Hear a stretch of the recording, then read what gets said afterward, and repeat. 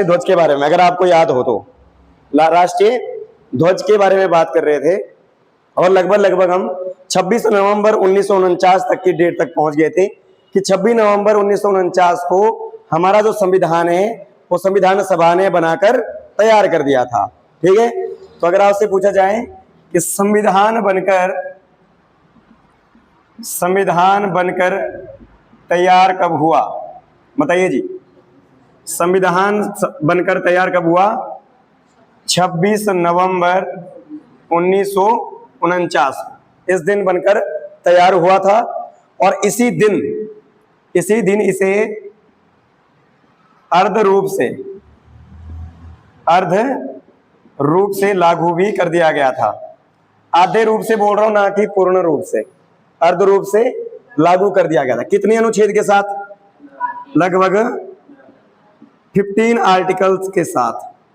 395 के साथ नहीं थे, तो 395 आर्टिकल बनकर रेडी हो गए 395, बट कंप्लीटली रूप से इसको लागू नहीं किया गया था, केवल पहले आधे रूप से लागू किया गया था। फिर मैंने इसके बाद आपको बताया था कि 24 जनवरी 1950 को संविधान सभा की अंतिम बैठक हुई। क्या हुई थी? अंतिम बैठक हुई थी, जिसमें कितने लोगों ने भाग लिया? 284। कितने में से? 299 लोग थे ना संविधान सभा में लास्ट टाइम। ठीक है, तो 299 में से कितने लोगों ने पार्टिसिपेट किया भाई? 284। तो संविधान सभा के कितने सदस्यों ने संविधान के ऊपर अंतिम रूप से हस्ताक्षर किया? 284। जितने प्रेजेंट होंगे उतने ही करेंगे ना भाई। ठीक है, और इसी दिन मैंने यहां तक शायद आपको पढ़ाया था लास्ट। ठीक है, एक काम तो इस तारीख को क्या हुआ था? अंतिम बैठक हुई थी संविधान सभा की। दूसरा काम क्या बताया था मैंने कि जो जनगण मन है, जनगण मन जो आपका है, इसे किस रूप में स्वीकार किया? राष्ट्रीय गान के रूप में। किस रूप में? राष्ट्रीय गान के रूप में। और जो वंदे मातरम है, इसे किस रूप में? राष्ट्रीय गीत के रूप में स्वीकार किया गया था। ये भी मैंने आपको बताया था, है ना। तो राष्ट्रीय गान और राष्ट्रीय गीत कब स्वीकार किए गए? दोनों 24 जनवरी 1950 को। इसी बैठक में डॉक्टर राजेंद्र प्रसाद को देश का पहला राष्ट्रपति बनाया गया और जो पंडित जवाहरलाल नेहरू थे उन्हें भारत का पहला प्रधानमंत्री नियुक्त किया गया। और जो अभी तक की जो संविधान सभा थी उसे संसद में बदला गया। समझ रहे बात? तो संविधान सभा किसमें कन्वर्ट हो गई? संसद में। और जो देश, ध्यान रखें, जो पहले राष्ट्रपति और प्रधानमंत्री थे उनका चुनाव नहीं हुआ था, उन्हें संविधान सभा के द्वारा नियुक्त किया गया था। समझ गए ना बात? उनका चुनाव नहीं हुआ था। ठीक है, अच्छा थोड़ा इनके बारे में बात कर लेते हैं। ये राष्ट्रीय जनगण मन, ये राष्ट्रीय गान और राष्ट्रीय गीत के बारे में। ठीक है, अच्छा हमारा राष्ट्रीय गान क्या है भाई? जनगण मन। कहां से लिया गया? ये कहां से लिया गया? Very good. कहां से लिया गया? गीतांजलि से। ये गीतांजलि जो ग्रंथ है ये किसने लिखा था? रविंद्रनाथ टैगोर ने। किसने लिखा था? रविंद्रनाथ टैगोर ने। और इसी को लिखने के लिए इनको सन 1913 में नोबेल पुरस्कार भी दिया गया था। क्या दिया गया था? नोबेल पुरस्कार भी दिया गया था। और इसी कारण से भारत के पहले नोबेल पुरस्कार विजेता बने कौन? रविंद्रनाथ टैगोर। एक चीज और ध्यान रखें, एक तो इन्होंने क्या लिखा था? एक तो भारत का राष्ट्रीय गान लिखा था जनगण मन। एक इन्होंने 1905 की बात, जब हिस्ट्री में आपको पढ़ाऊंगा, मॉडर्न हिस्ट्री में, तो मॉडर्न हिस्ट्री में घटना आती है 1905 का बंगाल विभाजन की घटना। पढ़ा भी होगा आपने। बंगाल विभाजन की घोषणा कब हुई थी? 1905 में। और किसने की थी? That time who was the governor general of India? Lord Curzon. ठीक है ना। कौन थे? लॉर्ड कर्जन ने। तो लॉर्ड कर्जन ने जब बंगाल की विभाजन की घोषणा करी तो उसकी विरोध करने के लिए वहां पर एक आंदोलन चलाया गया था जिसका नाम था स्वदेशी एवं बहिष्कार आंदोलन, जो सुरेंद्रनाथ बनर्जी ने चलाया था। और उसी घटना के दौरान रविंद्रनाथ टैगोर ने एक गीत लिखा था जिसका नाम था अमार सोनार बांग्ला। अमार सोनार बांग्ला, ये गीत इन्होंने लिखा था। ध्यान रखे बात, क्या गीत लिखा था इन्होंने? अमार सोनार बांग्ला। और यही जो गीत है 1905 में लिखा गया था रविंद्रनाथ टैगोर के द्वारा। और इसी गीत को 1972 में जो बांग्लादेश है, कौन सा देश? बांग्लादेश का राष्ट्रीय गान बनाया गया, राष्ट्रीय गान बनाया गया। तो प्रश्न क्या बना, दो देशों का राष्ट्रीय गान लिखने वाले एकमात्र भारतीय कौन थे? रविंद्रनाथ टैगोर। अच्छा, भारत का तो राष्ट्रीय गान लिखा ही लिखा है इन्होंने। क्या है भारत का राष्ट्रीय गान? जन गण मन। और बांग्लादेश का राष्ट्रीय गान क्या है? अमार सोनार बांग्ला। ठीक है, अमार सोनार बांग्ला, ये इन्होंने उर्दू भाषा में लिखा था। ठीक है, तो ये आपने बात ध्यान रख लेना है। इसके अलावा राष्ट्रीय गान के बारे में और बात कर रहे हैं थोड़ा, कि जो आपका राष्ट्रीय गान है इसमें गायन समय कितना लगता है जी? कितना लगता है गायन समय? 52 सेकंड लगते हैं। कितने सेकंड लगते हैं? 52 सेकंड। और इसकी जो अंतिम पंक्ति है, इसकी जो अंतिम पंक्ति है, राष्ट्रीय गान की अंतिम पंक्ति कौन सी है भाई? जया है जया है, सबको पता होगा। तो इसको अंतिम पंक्ति गाने में, अंतिम पंक्ति गायन समय अकेले 20 सेकंड। कितने लगते हैं? 20 सेकंड लगते हैं। ध्यान रखना बात, कितने लगते हैं? 20 सेकंड इसमें लगते हैं। ध्यान रखें बात, अंतिम पंक्ति गाने में 20 सेकंड और पूरा राष्ट्रीय गान गाने में 52 सेकंड लगते हैं। क्लियर बात सबको? यस या नो? दूसरी बात हमने ध्यान रखना, लिख लिया ना सबने? हाँ जी, जल्दी जल्दी लिखो, थोड़ा फास्ट रखे थोड़ा।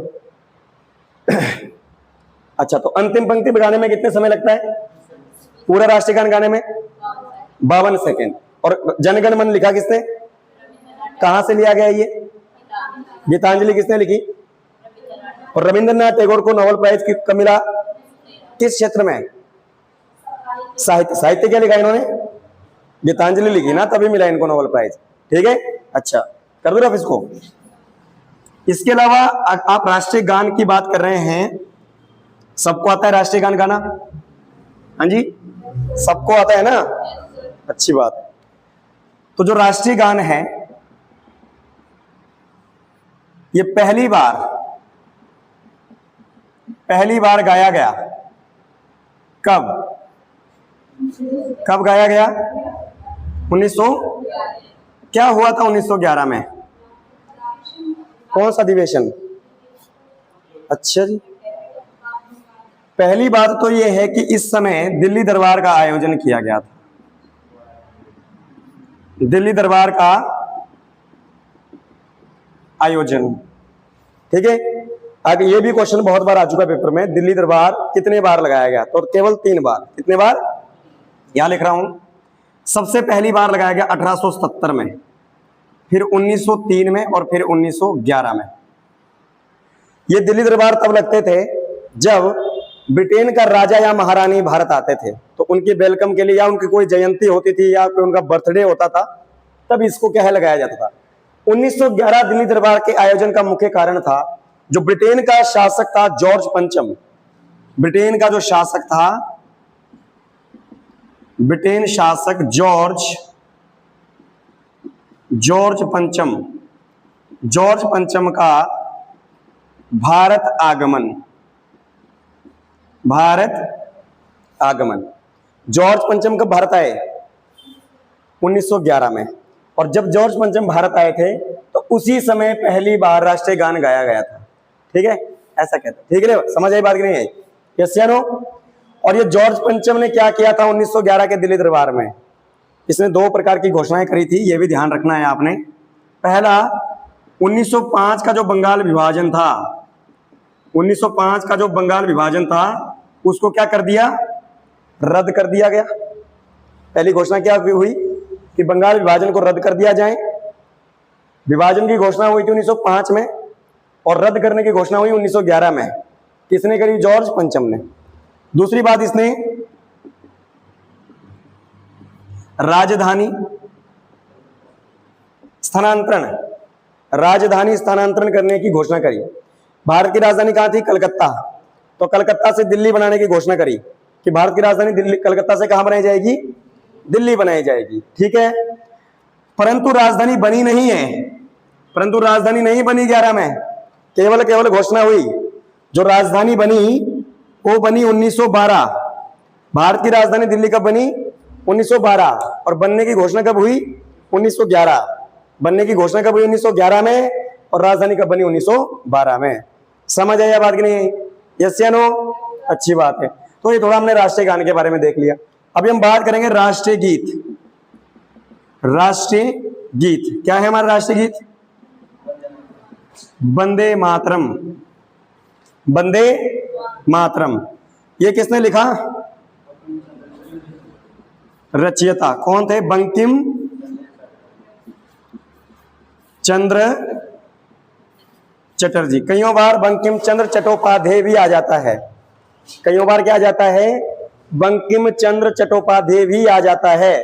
ठीक है, तो उनमें कंफ्यूज नहीं होना है। क्लियर? क्लियर बात सबको? बंकिम चंद्र चटर्जी या बंकिम चंद्र चट्टोपाध्याय। तो वहां पीछे मत ध्यान दो, यहाँ पे बोर्ड पे ध्यान दो बस। ठीक है, हाँ जी। तो बंकिम चंद्र चटर्जी ने क्या लिखा? राष्ट्रीय गीत लिखा। राष्ट्रीय गीत लिखा। और ये बंकिम चंद्र चटर्जी द्वारा लिखा गया राष्ट्रीय गीत वंदे मातरम जो है कहां से लिया गया? आनंद मठ से। कहां से लिया गया? आनंद मठ से। कहां से लिया गया? आनंद मठ से। और आपने ध्यान रखना, जो ये वंदे मातरम है इसमें जो गायन समय लगता है, गायन समय लगता है वो कितना लगता है? या तो आप बोल दो 65 सेकंड या 1 मिनट 5 सेकंड बोल दो। आप कितना बोल दो? 1 मिनट 5 सेकंड बोल दो। ठीक है, और लगभग इसके 3 स्टैंजे ही गाए जाते हैं। कितने गाए जाते हैं? 3 स्टैंजे गाए जाते हैं। अच्छा, राष्ट्रीय गीत और राष्ट्रीय गान का सम्मान करना हमारा क्या है? मौलिक अधिकार है, नीति निर्देशक सिद्धांत है, या फिर हमारा मौलिक कर्तव्य है, या सभी है? सभी भी ऑप्शन ध्यान रखें। हमारा मौलिक कर्तव्य है, मौलिक अधिकार है, या फिर सभी है? क्या है? क्या है जी? मौलिक कर्तव्य है। मौलिक कर्तव्य समझते होता क्या है? What is fundamental duties? हाँ जी, क्या होता है बताओ? शाबाश। एक होता है व्यक्तिगत कर्तव्य और एक होता है मौलिक कर्तव्य। मौलिक कर्तव्य का जो प्रावधान है संविधान के भाग नंबर 4 के ए में और आर्टिकल नंबर 51 के ए में किया गया है। और ये जो मौलिक कर्तव्य है संविधान के सोवियत संघ रशिया से लिए गए हैं। तो बताइए मौलिक कर्तव्य का अर्थ क्या होता है? और मौलिक कर्तव्य पढ़े होंगे सबने, 11 है। 11वां कर्तव्य सबको पता है, 6 से 14 वर्ष के बच्चों को निःशुल्क तथा अनिवार्य शिक्षा प्राप्त करने का प्रावधान प्रत्येक माता पिता के लिए कंपल्सरी किया गया है ना। तो ये है क्या मौलिक कर्तव्य? समझते हो आप? इससे मतलब क्या है? इसका एक स्पेशल अलग से टॉपिक होगा जो हम आगे बात करेंगे। परंतु मौलिक कर्तव्य का मतलब होता है जो प्रत्येक भारत के नागरिक के लिए जो सम्मान अवस्था में रखा गया है। जैसे एक नागरिक होने के नाते हमारा ये कर्तव्य होना चाहिए, हमारी ये ड्यूटी है कि हमें संविधान की जो आदर्श है उसका पालन करना चाहिए। जैसे राष्ट्रीय गीत का सम्मान करना चाहिए, राष्ट्रीय गान का सम्मान करना चाहिए, राष्ट्रीय झंडे का सम्मान करना चाहिए। ये मेरा ही कर्तव्य नहीं बल्कि सभी नागरिकों का होगा। समझ ना बात? एक होता है व्यक्तिगत कर्तव्य जो हमारी आर्थिक हैसियत पर आधारित होता है। जिस बैकग्राउंड से आप बिलोंग करोगे घर से, उसी तरीके का आपका व्यक्तिगत कर्तव्य होगा। तो व्यक्तिगत कर्तव्य सभी का एक जैसा नहीं हो सकता, वो अलग अलग हो सकता है। समझ ना बात? हाँ जी। तो ये डिफरेंस है फंडामेंटल ड्यूटीज और पर्सनल ड्यूटीज में। क्लियर? तो ये था हमारा राष्ट्रीय गीत और राष्ट्रीय गान। राष्ट्रीय ध्वज के बारे में मैंने आपको कल बता दिया था। आगे जो हम बात करने वाले हैं, इसके बाद 24 जनवरी के बाद 26 जनवरी 1950 को 26 जनवरी 1950 को लिखेंगे। 26 जनवरी 1950 को संविधान सभा ने भारत के संविधान को पूर्ण रूप से लागू किया। पूर्ण रूप से लागू किया। तो हमारा संविधान कंप्लीटली रूप से कब लागू हुआ? पूर्ण रूप से कब लागू हुआ? बताइए कब हुआ? 26 जनवरी 1950 को। ठीक है। और इसीलिए कहते हैं जब हमारा संविधान लागू हुआ तब भारत क्या बन गया? गणतंत्र बन गया। हमारा जो भारत है इसी समय गणतंत्र बना। क्या बना? गणतंत्र बना। मतलब जो देश का शासन है वो जनता को समर्पित किया गया। जो देश का शासन है वो किसको समर्पित किया गया?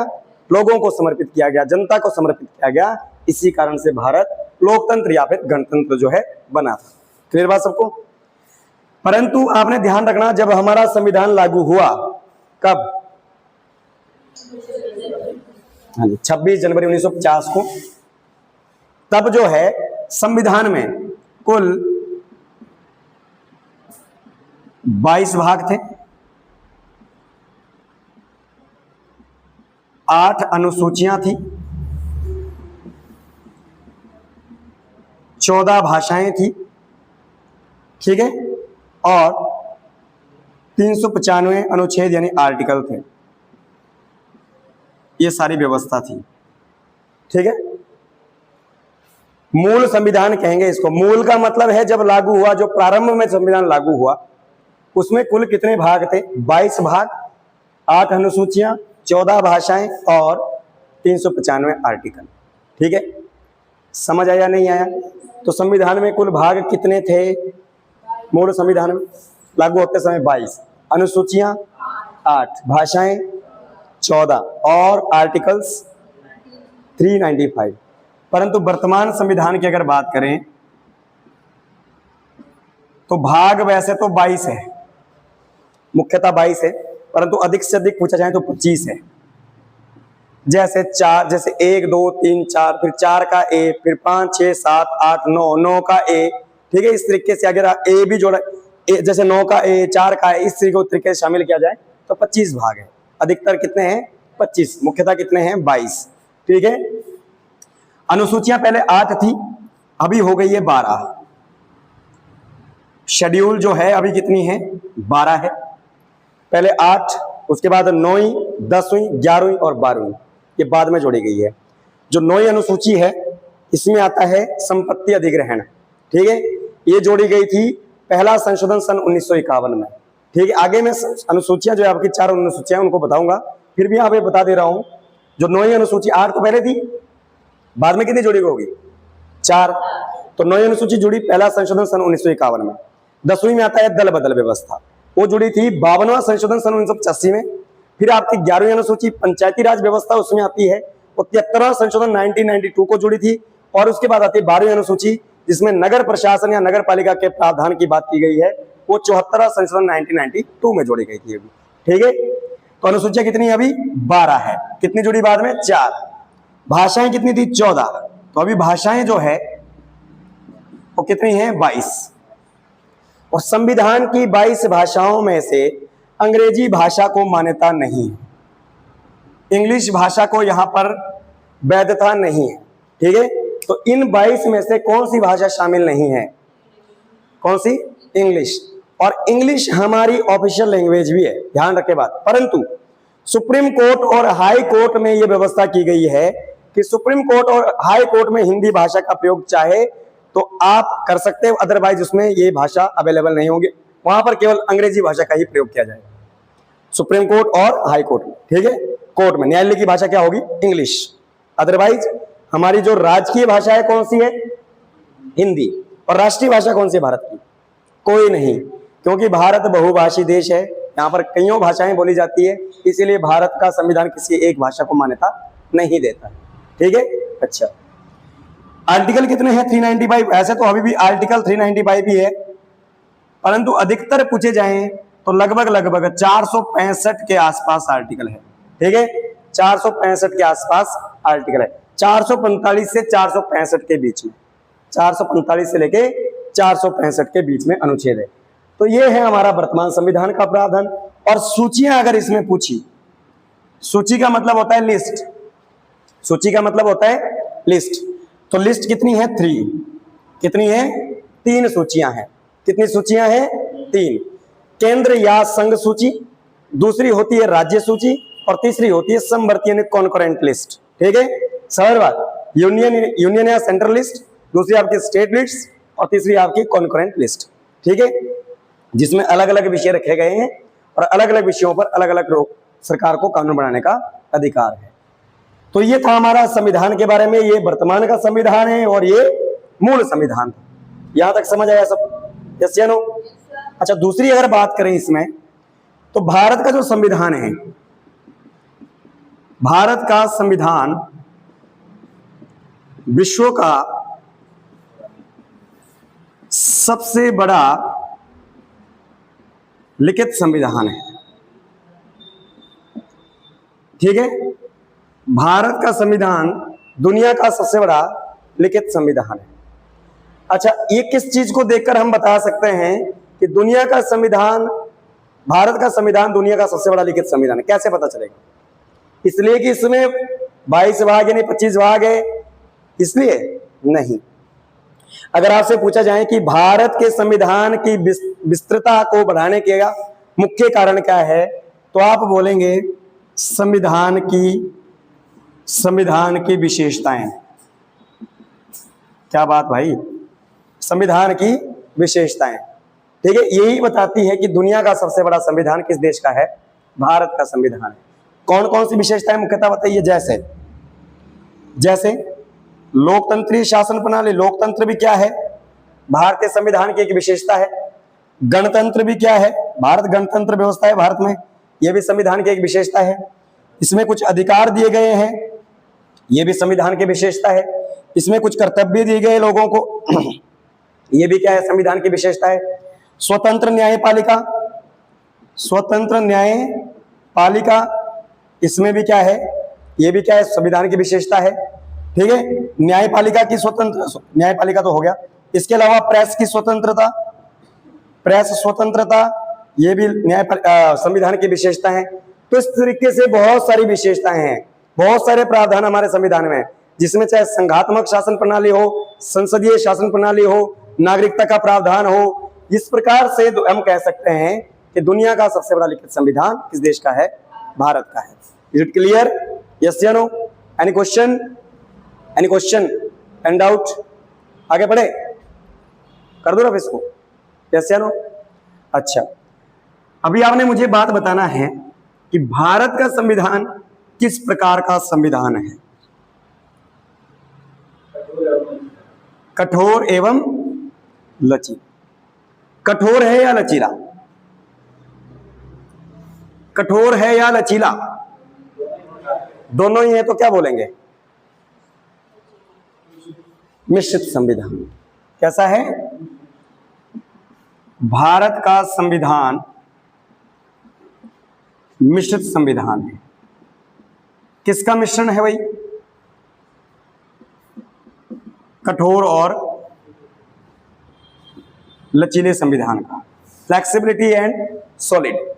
मतलब, तो आपने जल्दी से मुझे बताना है कठोर संविधान से आपका क्या अभिप्राय है? कठोर संविधान किसे कहते हैं? हाँ जी, तो कठोर संविधान हो गया, तो फिर ना करे जाए उसको पनिशमेंट। अगर कोई व्यक्ति किसी प्रकार का कोई क्राइम करता है, मान लीजिए कोई रेपिस्ट है, तो क्या संविधान में उसके लिए कानून नहीं होना चाहिए? क्या सजा नहीं दी जाए? उसे दी जानी चाहिए या नहीं? तो आप तो मना, आप तो उसे कठोर बता रहे हैं, तो मतलब छोड़ दिया जाए उसको, फिर दी जानी चाहिए। अच्छा, और फिर लचीला?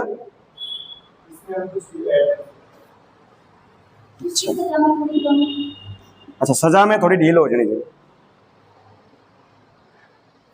कठोर संविधान का मतलब होता है जिसे बदला ही नहीं जाए, जिसमें परिवर्तन ना किया जाए, जिसमें परिवर्तन ही नहीं किया जाए, उसको क्या बोलेंगे? कठोर। और लचीले का मतलब होता है जिसमें बड़ी आसानी से परिवर्तन कर दिया जाए, उसको क्या बोलते हैं? लचीला। तो हमारा संविधान इतना भी कठोर नहीं है कि उसे बदला ही नहीं जाए, और इतना भी लचीला नहीं है इसके साधारण से साधारण बहुमत से बदला जाए। हमारा संविधान के अंदर जो प्रावधान है उसको बदल दिया जा सकता है, परंतु कुछ प्रोसेस के अकॉर्डिंग। समझ बात? इतना भी आसान नहीं है कि उसे आसानी से बदला जाए, और इतना भी कठोर नहीं है कि उसे बदला ही नहीं जा सके। तो दुनिया का सबसे कठोर संविधान किस देश का है? बताइए, दुनिया का सबसे कठोर संविधान किस देश का है? और दुनिया का सबसे लचीला संविधान किस देश का है? सऊदी अरब। अच्छा, और कोई? नहीं।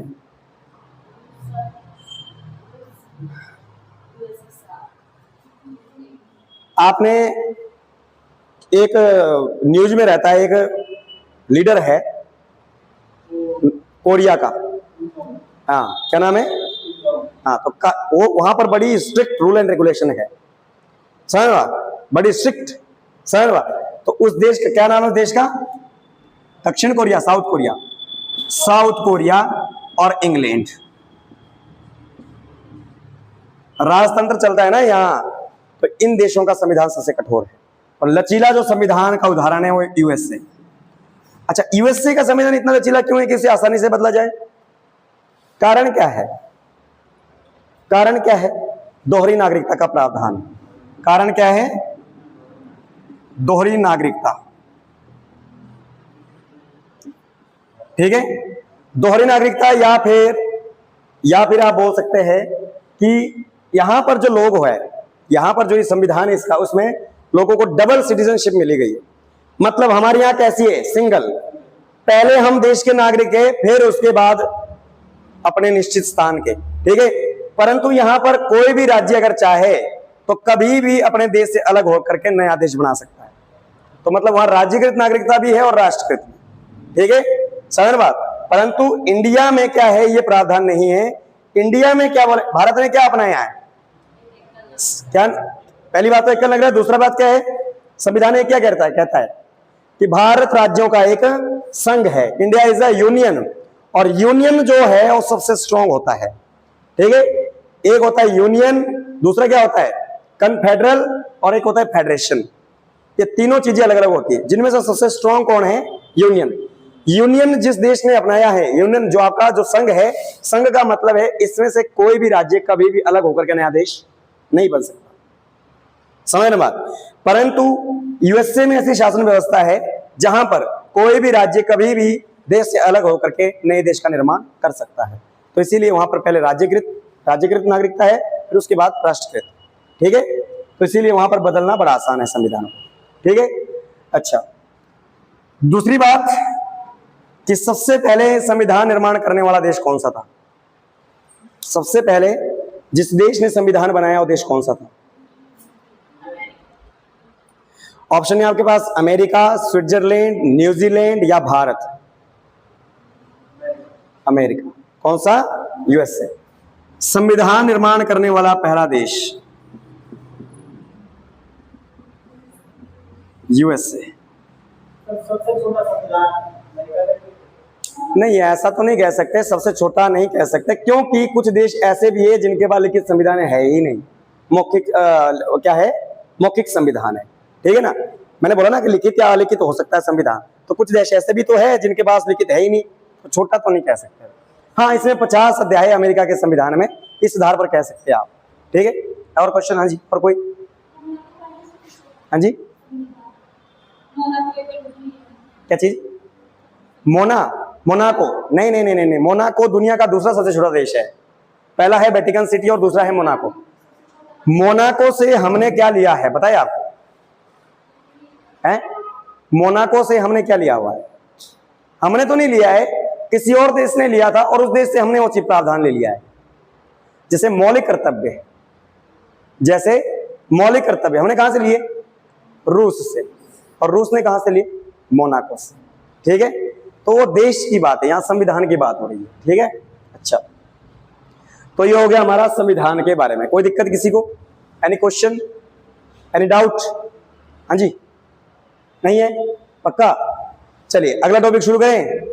फर्स्ट टॉपिक आपका कंप्लीट, संविधान सभा के बारे में हम पढ़ चुके हैं। चलिए अगला जो टॉपिक रहेगा हमारा प्रेम्बल यानी प्रस्तावना। अगला जो टॉपिक होगा वो होगा आपका प्रेम्बल यानी प्रस्तावना, ठीक है। संविधान की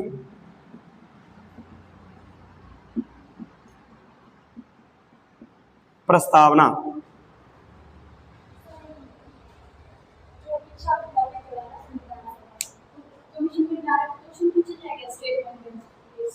मेरे हिसाब से तो डायरेक्ट प्रश्न बहुत कम रहेंगे, वन लाइनर जैसे आता था पहले।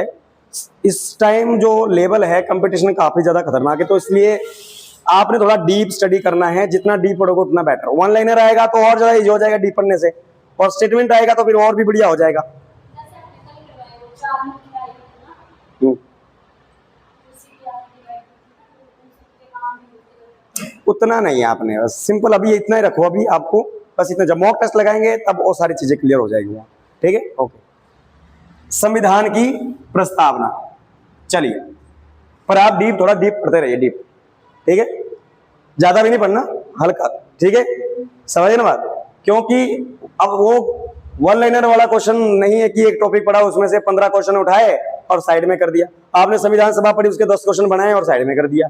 ठीक है, आपने पूरा टॉपिक पढ़ना है, पूरे टॉपिक में से वन लाइनर पूछा तो और इजी हो जाएगा, क्योंकि आपने पूरा टॉपिक ही पढ़ा है। और अगर आपको क्या स्टेटमेंट दी जा रही है, तो स्टेटमेंट में तो फिर आपको पता ही है कि किस हिसाब से चलना है। ठीक है, हाँ जी, तो थोड़ा डीप। तो अगला टॉपिक रहेगा संविधान सभा की, संविधान की प्रस्तावना, प्रेमबल बोलते हैं इसको, क्या बोलते हैं, प्रेमबल। अच्छा, जो प्रस्तावना शब्द है, प्रस्तावना जो शब्द है, ये कहां से लिया गया है भाई, ऑस्ट्रेलिया से। शब्द, सॉरी, प्रस्तावना शब्द जो लिया गया है कहां से लिया गया है, यूएसए के समिति। हाँ, और मैंने अभी आपको मोनाको की बात हो रही थी ना, तो वहां से मैं फंडामेंटल ड्यूटीज आपको बता रहा था शायद। ये चीज जो यूएसए ने, जो प्रस्तावना शब्द है, अमेरिका, हमने कहां से लिया है, अमेरिका से, और अमेरिका ने लिया है, इसको लिया है मोनाको से। इस चीज को कहां से लिया गया है, मोनाको से। समझ रहे बात, जो मैं मोनाको बता रहा था वो फंडामेंटल ड्यूटीज नहीं है, क्या है, प्रस्तावना का शब्द है। ठीक है, हमने कहां से लिया, अमेरिका से, और अमेरिका से कहां से लिया, मोनाको से। और मोनाको जो है दुनिया का दूसरा सबसे छोटा देश है, यूरोप महाद्वीप में पड़ता है, जबकि पहला कौन सा है, वेटिकन सिटी। अच्छा, वेटिकन सिटी कहां पर लोकेट है, ये एशिया में है। अच्छा, यूरोप में किस देश का हिस्सा माना जाता है इसको, वैसे तो अपने आप में ये देश है, परंतु फिर भी अगर देखा जाए तो किसका ये हिस्सा माना जाता है, इटली। किसका, इटली का, ध्यान रखना, इटली की राजधानी, हाँ जी, अच्छा, और सिसिली शहर कहाँ है, सिसिली, सिसिली कहाँ है, नहीं पता, वो भी तो इटली में है, सिसिली। माउंट एटना ज्वालामुखी सुना है, हैं, कहां पर है ये, सिसिली में। कहां पर है, लेपारी द्वीप, इटली, सिसिली के अंदर। ठीक है, माउंट एटना, अभी ज्वालामुखी पढ़ेंगे ज्योग्राफी में तो बताऊंगा आगे। तो प्रस्तावना जो शब्द है कहां से लिया गया है, यूएसए से। और प्रस्तावना की परिभाषा, प्रस्तावना की परिभाषा ये ली है हमने ऑस्ट्रेलिया से। कहां से ली है, ऑस्ट्रेलिया से। राजधानी कहां है जी ऑस्ट्रेलिया की, कैनबरा। ठीक है, और ये ऐसा देश है जो अपने आप में महाद्वीप है। अच्छा, ऑस्ट्रेलिया के बारे में क्या जानते हो आप, क्या कहते हैं ऑस्ट्रेलिया को, वेरी गुड, कंगारुओं का देश, और प्यासी भूमि का देश, और सबसे छोटा महाद्वीप, सबसे छोटा महाद्वीप। राजधानी कहां है, कैनबरा। ठीक है, तो ये ऑस्ट्रेलिया से हमने परिभाषा ली किसकी, प्रस्तावना की। ठीक है, तो संविधान की जो प्रस्तावना है वो कहां से शुरू होती है, शुरू होती है कहां से, हम भारत के लोग भारत को संपूर्ण प्रभुसत्ता गणराज्य धरने पे, इस तरीके से आगे, और अंततः आज 26 जनवरी 1949 को इसे अंगीकृत करते हैं। लास्ट वर्डिंग है ये। ठीक है, तो संविधान की प्रस्तावना कब अंगीकृत हुई भाई, 1949। ठीक है, और प्रस्तावना कहां से शुरू होती है, यहां से, हम भारत के लोग भारत को। ठीक है, भारतीय संविधान की प्रस्तावना को संविधान में किसे क्या कहा जाता है, बताइए, उद्देश्य का, उद्देश्य का। ठीक है, उद्देश्य का प्रस्ताव, संविधान में से इस नाम से। ठीक है, उद्देश्य का प्रस्ताव या उद्देश्य प्रस्ताव। ठीक है, क्या कहते हैं इसको, मैं कल बता तो रहा था, वही 13 दिसंबर 1946 वाला। हाँ जी, ठीक है, तब मैंने कल बताया भी था, जो कि बाद में जाके हमारी प्रस्तावना बढ़ी, तो तब से कल भी बताया था इसके बारे में। ठीक है, तो इसी संविधान में इस नाम से जाना जाता है। समझ गए बात। दूसरी बात, जो आपकी प्रस्तावना है, जो आपके प्रेम्बल है, इसमें भारत शब्द का प्रयोग कितने बार किया गया है? कितने बार? 2 बार। संविधान की प्रस्तावना में भारत शब्द का प्रयोग, भारत जो शब्द है कितनी बार प्रयोग किया गया? 2 बार। संविधान की प्रस्तावना में कुल शब्द कितने हैं? कितना? क्या बोल रहे? 400 शब्द है। 400 शब्द आपको लगते हैं कि ये एक पेज के अंदर ही उसको समेटा गया है, तो 400 शब्द कैसे हो जाएगा? बस। हाँ जी, ऑप्शन दे दूं आप?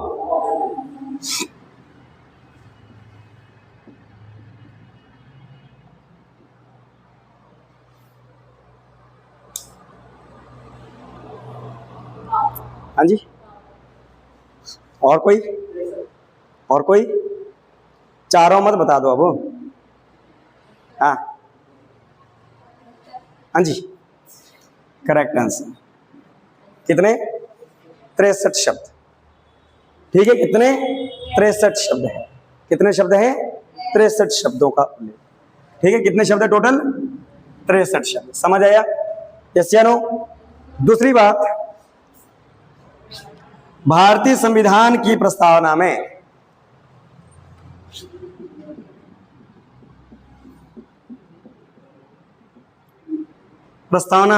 केवल एक बार संशोधन हुआ। एक बार संशोधन हुआ। कितनी बार संशोधन हुए? एक बार। संशोधन समझते हैं? परिवर्तन, अमेंडमेंट। कितने? गिन के देख लेना जरा कल। 104 शब्द है। कितने?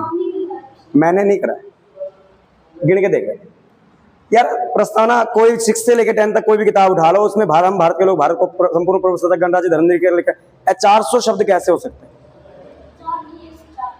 104 शब्द नहीं है, गलत लिखा है आपने। ठीक है, चलिए आगे देखेंगे। एक बार संशोधन हुआ है केवल इसमें। कितने बार? एक बार। और कब हुआ?